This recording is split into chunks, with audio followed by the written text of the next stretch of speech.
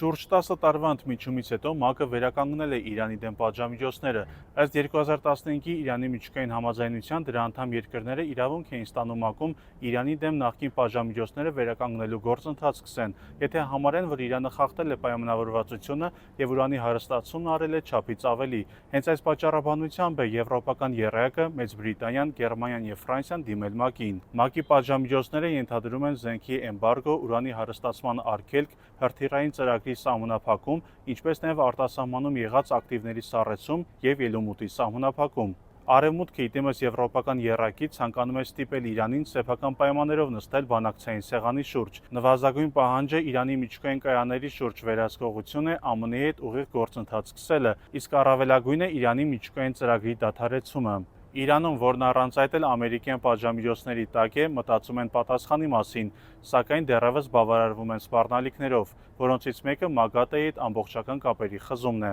Սակայն սա հղի է լուրջ հետևանքներով առաջին հերթին Իրանի համար, քանի որ միջուկային ծրագրի վերահսկողության բացակայությունը կարող է դրդել Իսրայելին եւ Միացյալ Նահանգներին նոր հարձակումների համար։ Իրանին մնում է խորացնել կապերը Մոսկվայի եւ Պեկինի հետ, ի դեպ վերջինը իրանական նավթի ամենամեծ գնորդն է։ Ստեղծված պայմաններում ամենամեծ հարցերից մեկը Իրանի տնտեսության ապագան է եւ դրա ազդեցությունը Հայաստանի հետ կապերում։